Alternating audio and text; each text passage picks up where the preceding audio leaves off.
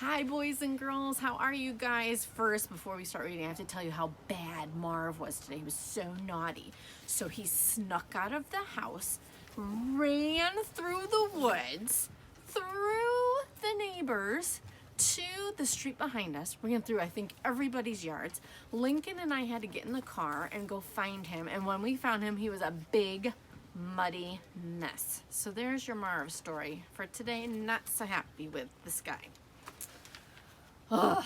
So let's move on to something much happier than Bad Marv. Chapter 2, Mr. and Mrs. Wagon Wheel. But someone had seen the dragon. Remember how he went past the farm yesterday? And he was hoping no one saw him. Yikes, somebody did. At least he was sure he'd seen something blue and yellow and gold galloping down the road. It was Mr. Wagon Wheel, the farmer living in the yellow farmhouse, who had just been closing his window as the dragon passed. "What's that galloping noise?" asked Mrs. Wagon Wheel, sitting up in bed. "A large blue monster just ran by, and after breakfast, I'm gonna find out all about it." Funny he had to eat his breakfast first, huh? Mr. Wagon jumped into his clothes and rushed off and put the cows in the barn for milking. Mrs. Wagon Wheel, meanwhile, made pancakes and coffee, but forgot to boil the eggs. She was horribly upset at the thought of a monster rushing past her house at 5 o'clock in the morning. Mr. Wagon Wheel hurried through the milking, let the cows into the pasture, and dashed back to the kitchen. He was anxious to eat and be off after the blue dragon. As he had decided, he swallowed a pancake whole and banged 2 eggs on the side of his cup. Slop! Raw egg flew all over the table and Mr. Wagon Wheel. Mrs. Wagon Wheel had forgotten to boil the eggs, of course. "Martha, what's the matter with you?" yelled Mr. Wagon Wheel. "Oh, I'm so sorry," said poor Mrs. Wagon Wheel. "I'm so upset by that horrible monster. I don't know what I'm doing." And she nervously slipped a pancake, instead of her handkerchief, into her apron pocket. "Well, boil more eggs," roared Mr. Wagon Wheel, going to the sink to wash off his face and hands in shirt and overalls. It's not really nice of him to yell at her. She did just see a dragon, you know. Good grief.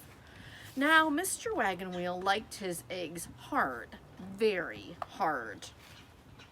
And Marv is licking the sap off the bench next to me. He is so gross, isn't he? So that is not bird poop, even though it looks like it is sap from this pine tree. Now, Mr. Wagon Wheel liked his eggs hard, very hard, and as he waited for them to get very hard, it began to rain. It was only a drizzly rain, but enough to wash away the dragon's footprints in the dusty road. "Drat!" thundered Mr. Wagon Wheel, looking out the window. "It's raining." "I thought we needed rain, dear," said Mrs. Wagon Wheel. "We do, but why can't it wait until I capture that blue creature? Now maybe I'll never find him." "Maybe it's just as well," said Mrs. Wagon Wheel, carefully putting a spoonful of salt in her coffee. Uh-oh.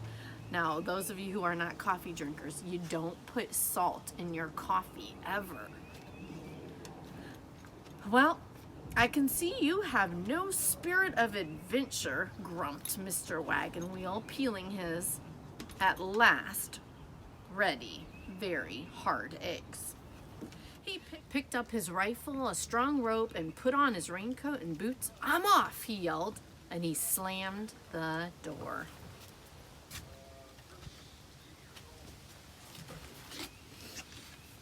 "He'll never come back," thought Mrs. Wagon Wheel, and she sat down to cry.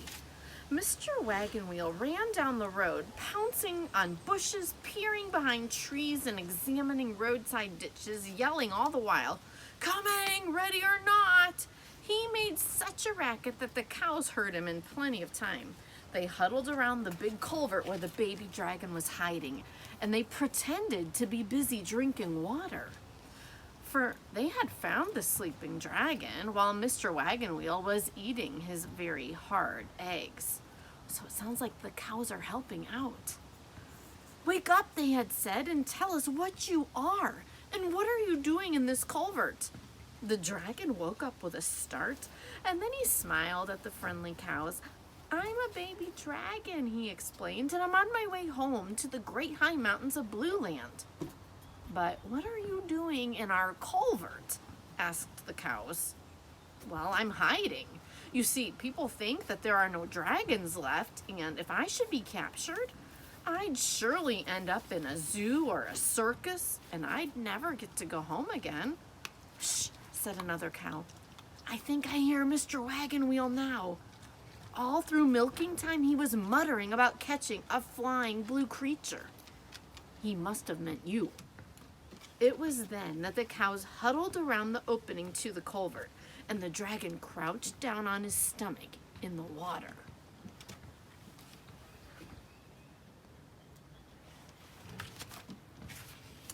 "The culvert!" yelled Mr. Wagon Wheel, brandishing his rifle. "An excellent hiding place for the blue creature." And he stared down the bank on the other side of the road. "It's all over now," thought the dragon, who could tell where the farmer was from the noise he was making. But just when Mr. Wagon Wheel looked across the road at his peaceful cows, he thought, my cows would be in a panic if there was a monster hiding there.